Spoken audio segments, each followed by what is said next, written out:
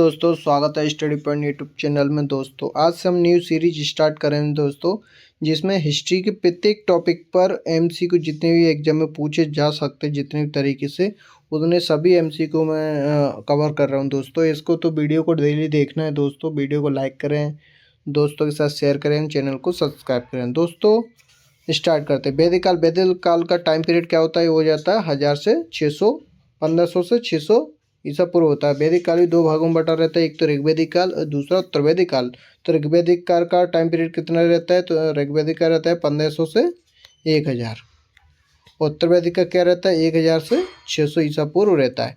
तो इसका answer first question क्या है दोस्तों? वैदिक सभ्यता का समय काल किसे माना जाता है? तो ये माना जाता है 1500 से 600 ईसा पूर्व को माना जाता है। अगला क्वेश्चन दोस्तों, वैदिक समाज की मूल इकाई क्या है? तो वैदिक समाज की मूल इकाई है कुल। कुल को वैदिक काल में मूल इकाई माना जाता था। अगला क्वेश्चन है दोस्तों, ऋग्वेद में किस नदी को नदीत्मा कहा गया है? तो ये कहा गया है सरस्वती नदी को नदीत्मा कहा जाता है। अगला क्वेश्चन है दोस्तों, ऋग्वेद में किस देवता को सर्वोच्च देवता माना गया है? तो इंद्र को सर्वोच्च देवता माना गया है। इंद्र को दुर्गों का तोड़ने वाला भी पुरंदर भी कहा जाता है दोस्तों। किस वेद को भारतीय संगीत का जनक कहा जाता है? तो ये कहा जाता है सामवेद को। सामवेद को भारतीय संगीत का जनक कहा जाता है। अगला क्वेश्चन है दोस्तों, ऋग्वैदिक काल में राजा के लिए कौन सा कार्य अनिवार्य था? तो ये था बलिकर। बलिकर एक अनिवार्य कर था जो कि राजा को मिलता था। अगला क्वेश्चन दोस्तों, ऋग्वैदिक काल में आर्यों का मुख्य व्यवसाय क्या था? तो मुख्य व्यवसाय था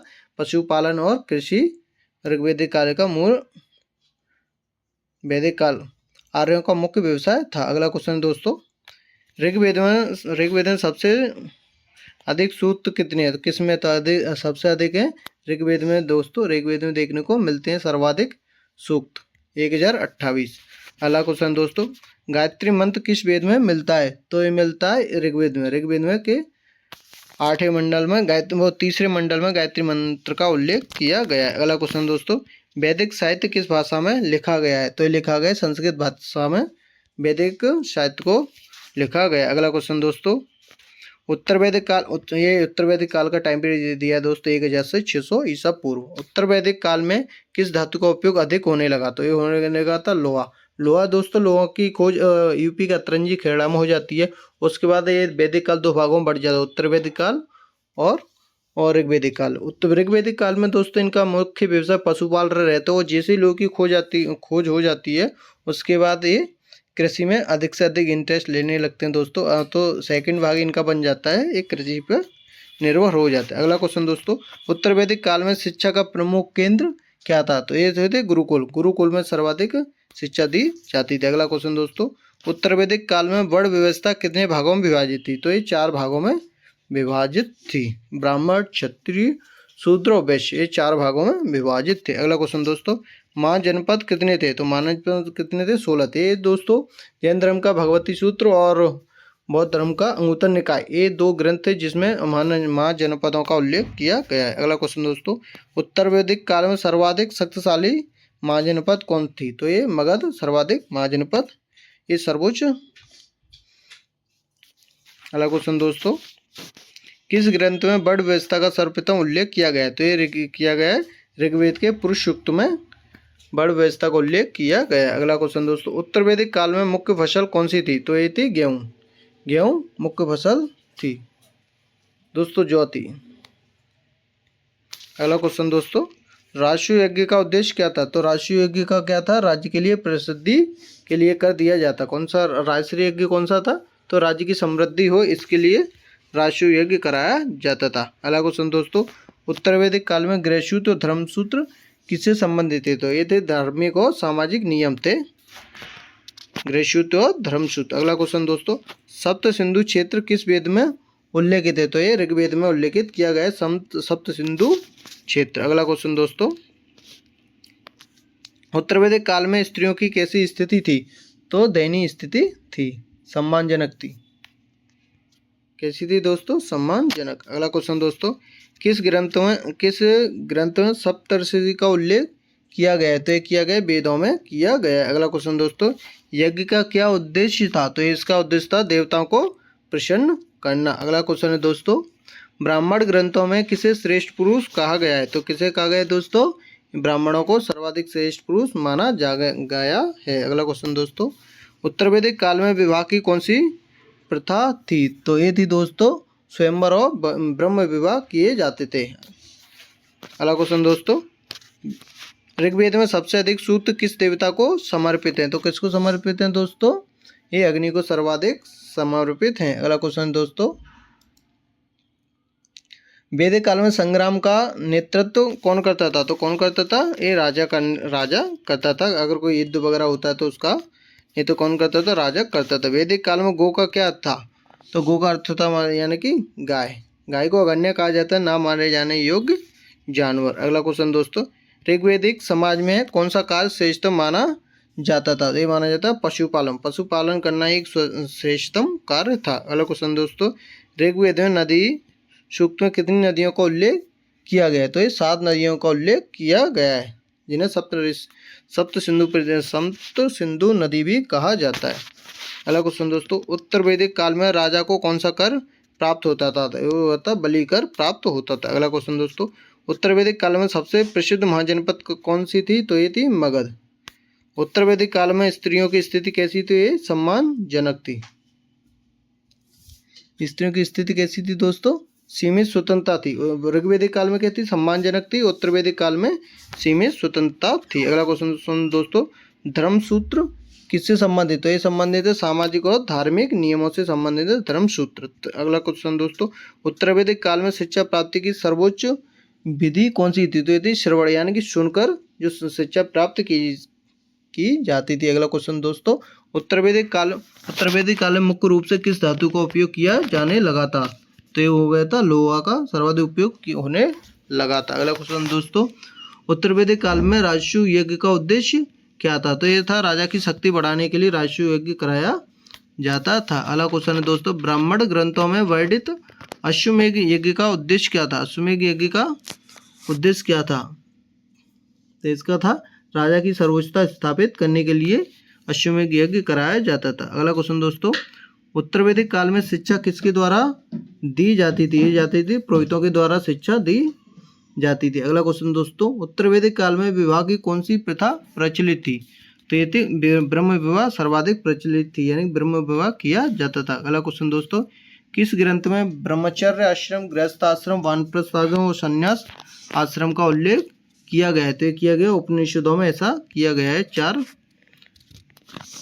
चार आश्रम होंगे। अगला क्वेश्चन दोस्तों, वैदिक समाज में ग्राम का मुखिया कौन होता था? इसका मुखिया था ग्रामीणी ग्राम का मुखिया होता था। कुल का कौन होता था? कुलपति। और सेना का प्रमुख सेनापति कहलाता था। उत्तर वैदिक काल में ब्राह्मणों का मुख्य कार्य क्या था? तो ये यह था यज्ञ कराना और शिक्षा देने का मुख्य कार्य था। किसका था? ब्राह्मणों का देखने को मिलता है। अगला क्वेश्चन दोस्तों, वैदिक काल में सभा और समिति क्या थी? तो एक प्रशासनिक इकाई थी, सभा और समिति। अगला क्वेश्चन दोस्तों, उत्तर वैदिक काल में मुख्य धार्मिक ग्रंथ कौन से थे? तो ये थे वेद और उपनिषद महत्वपूर्ण थे। अगला क्वेश्चन दोस्तों, पुरोहित का मुख्य कार्य क्या होता था? तो पुरोहित का मुख्य कार्य क्या होता था? ये यज्ञ कराने का मुख्य कार्य होता था पुरोहित का। उत्तर वैदिक काल में सर्वप्रथम किस ग्रंथ में पुनर्जन्म का उल्लेख किया गया है? तो ये किया गया उपनिषद में उल्लेख मिलता है कि पुनर्जन्म होता है। अगला क्वेश्चन दोस्तों, उत्तर वैदिक काल में प्रमुख धार्मिक ग्रंथ कौन सा है? तो ये है उपनिषद धार्मिक प्रमुख ग्रंथ हैं। अगला क्वेश्चन दोस्तों, उत्तर वैदिक काल में सामाजिक पदानुक्रम का निर्धारण किस आधार पर किया जाता था? ये किया जाता उत्तर वैदिक काल में जन्म के आधार पर होने लगा। तो दोस्तों ऋग्वैदिक काल में कर्म के आधार पर होते थे कि जो शिक्षा देने काम करता उसे पंडित कहा जाने लगा था, जो सेना में काम करता है उसे क्षत्रिय कहा जाने लगा, जो व्यापार करता था उसको वैश्य, और जो मल वगैरह उठाने का काम करता उसे शूद्र कहा जाता था, जो कि कर्म के आधार पर था। यानी कि एक ही घर में चारों लोग मिल जाते थे, चारों मतलब कार्य करने वाले व्यक्ति भी मिल जाते थे। लेकिन उत्तर वैदिक काल में ये जन्म के आधार पर हो गए थे। दोस्तों जो ज्ञान देता है वो पंडित कहलाएगा, वो पंडित की लड़का पंडित ही कहलाएगा। अगला क्वेश्चन दोस्तों, उत्तर वैदिक काल में व्रत से क्या संबंधित है? ये संबंधित है वैदिक रीति से बाहर रहने वालों लोगों को व्रत्य कहा जाता था। अगला क्वेश्चन दोस्तों, उत्तर वैदिक काल में षड दर्शन का क्या अर्थ है? तो षड दर्शन का अर्थ है छह दर्शन शास्त्र। अगला क्वेश्चन दोस्तों, उत्तर वैदिक काल में शिक्षा का मुख्य उद्देश्य शिक्षा का मुख्य उद्देश्य क्या था? तो ये था धार्मिक ज्ञान प्राप्त करना मुख्य उद्देश्य हुआ करता था। अगला क्वेश्चन दोस्तों, वैदिक साहित्य में संध्या का क्या महत्व है? संध्या का महत्व दोस्तों एक धार्मिक अनुष्ठान होता था संध्या। अगला क्वेश्चन दोस्तों, वैदिक काल में त्रयी किसे कहा जाता था? तो तीनों वेदों को त्रयी कहा जाता था। तीन प्रमुख वेदों को मिलाकर त्रयी कहा जाता है। अगला क्वेश्चन दोस्तों, उत्तर वैदिक काल में संन्यास आश्रम क्या क्या उद्देश्य था? तो ये था आध्यात्मिक मुक्ति प्राप्त करना संन्यास धारण करके। अगला क्वेश्चन दोस्तों, उत्तर वैदिक काल में राजाओं की शक्ति किस प्रकार बढ़ गई थी? तो ये बढ़ गई थी यज्ञों के माध्यम से राजाओं की शक्ति बढ़ गई थी। अगला क्वेश्चन दोस्तों, उत्तर वैदिक काल में कौन सा प्रमुख कर लिया जाता था? ये भाग कर लिया जाता था। अगला क्वेश्चन दोस्तों, उत्तर वैदिक काल में राज्य का प्रमुख न्याय अधिकारी कौन होता था? तो ये था राजा। राजा ही मेन आदमी होने लगा था। अगला क्वेश्चन दोस्तों, महाजनपद काल में कौन सा प्रशासनिक तंत्र विकसित हुआ था? तो ये हुआ था गणराज्य हुआ था, यानी कि उसका प्रमुख को चुना जाने लगा था। अगला क्वेश्चन दोस्तों, उत्तर वैदिक काल में निगम किसे कहा जाता था? निगम कैसे कहा जाता है दोस्तों? व्यापार संघ को निगम कहा जाने लगा था। उत्तर वैदिक काल में मुख्य मुद्रा क्या थी? तो क्या थी? निष्क एक महत्वपूर्ण मुद्रा थी। उत्तर वैदिक काल में प्रमुख व्यापारिक मार्ग कौन सा था? तो ये था उत्तरापथ प्रमुख मार्ग था जिसे व्यापारिक किया जाता था। उत्तर वैदिक काल में सबसे अधिक उत्पादन किसका होता था? तो ये होता था जौ का सर्वाधिक उत्पादन किया जाता था। उत्तर वैदिक काल में कौन सा पेशा सबसे अधिक सम्मानजनक माना जाता था? तो कौन सा माना जाता? पशुपालन महत्वपूर्ण माना जाता था।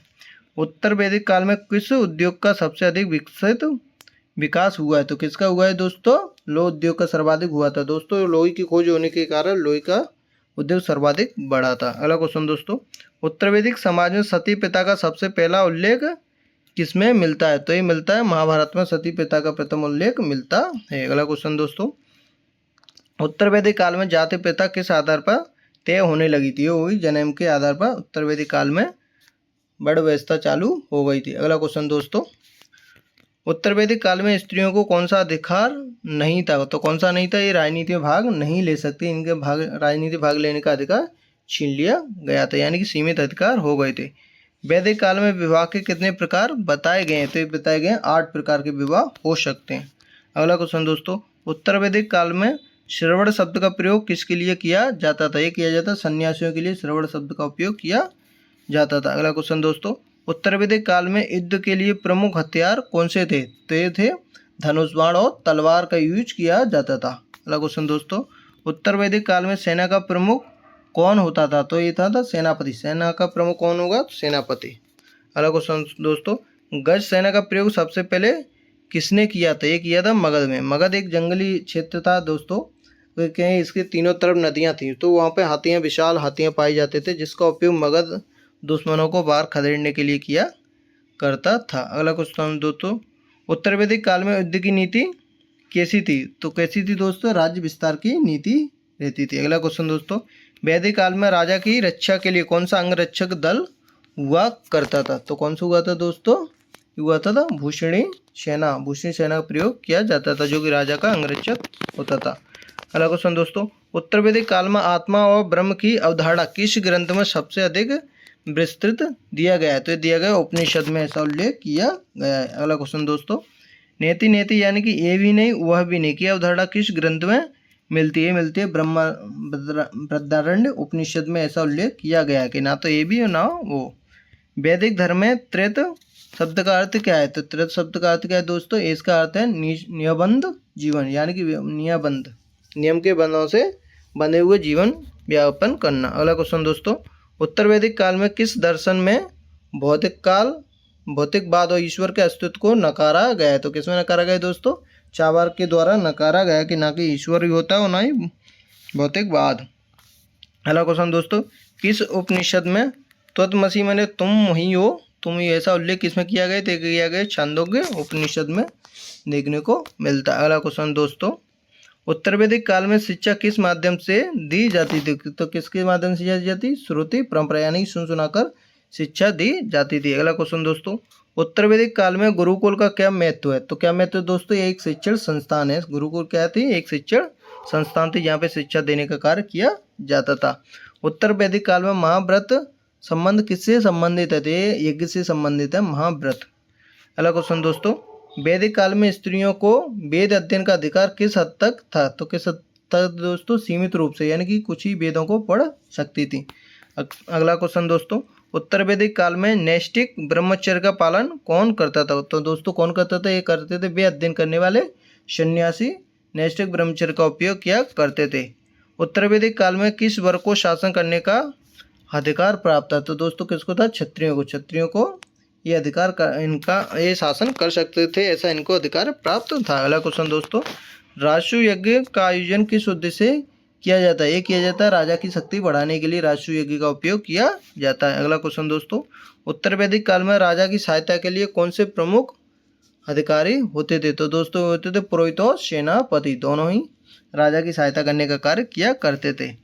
किस यज्ञ को करने से राजा को सम्राट की उपाधि मिलती थी? तो किसके मिलती थी? अश्वमेध यज्ञ। अश्वमेध यज्ञ कराने के बाद राजा को सम्राट की उपाधि मिल जाती थी। उत्तर वैदिक काल में गणराज्य प्रणाली का सबसे अच्छा उदाहरण बताइए। तो ये बज्जी संघ एक गणराज्य था। अगला क्वेश्चन दोस्तों, उत्तर वैदिक काल में सिक्कों को किस नाम से जाना जाता था? तो ये जाना जाता निष्क कहा जाता। जब उत्तर वैदिक काल में जो सिक्के जारी किए जाते थे या जो चल रहे थे उनको निष्क कहा जाता था। अगला क्वेश्चन दोस्तों, उत्तर वैदिक काल में प्रमुख व्यवसाय क्या था? तो प्रमुख के व्यवसाय क्या था? व्यापार और कृषि दोनों का उपयोग किया जाता था। अगला क्वेश्चन दोस्तों, उत्तर वैदिक काल में सौदागरी का क्या अर्थ था? तो दोस्तों सौदागरी का अर्थ था व्यापारिक गतिविधियां करना ही सौदागरी कहलाता है। उत्तर वैदिक काल में भूमि कर को क्या कहा जाता था? क्या कहा जाता था दोस्तों? ये बलि एक भूमि कर था। अगला क्वेश्चन दोस्तों, उत्तर वैदिक काल में सबसे प्रसिद्ध व्यापारिक मार्ग कौन सा था? तो ये था उत्तरापथ। उत्तरापथ के द्वारा सर्वाधिक व्यापार किया जाता था। अगला क्वेश्चन दोस्तों, उत्तर वैदिक काल में किस महाजनपद ने सबसे पहले संगठित सेना बनाई? तो किसके द्वारा? मगध के द्वारा संगठित सेना का निर्माण किया गया था। उत्तर वैदिक काल में अश्वमेध यज्ञ किस उद्देश्य से कराया जाया जाता था? तो ये किया जाता था राजा की शक्ति बढ़ाने के लिए। अगला क्वेश्चन दोस्तों, उत्तर वैदिक काल में घुड़सवार सेना का सबसे पहले प्रयोग किसने किया था? तो एक किसने के द्वारा किए थे? किया गया था मगध राज्य के द्वारा ही गज सेना का किया गया था और उन्हीं के द्वारा ही घुड़सवार सेना का प्रयोग किया जाने लगा था। उत्तर वैदिक काल में युद्ध के दौरान प्रयुक्त होने वाला प्रमुख वाहन कौन सा था? तो ये था घोड़ा और रथ का प्रयोग किया जाता था। अगला क्वेश्चन दोस्तों, उत्तर वैदिक काल में कौन सा हथियार सबसे अधिक उपयोग में लाया गया था? तो लाया गया था धनुष और बाण। दोस्तों वीडियो को यहीं एंड करते हैं। वीडियो अच्छा लगा तो लाइक करें, शेयर करें दोस्तों के साथ और चैनल को सब्सक्राइब करें। धन्यवाद।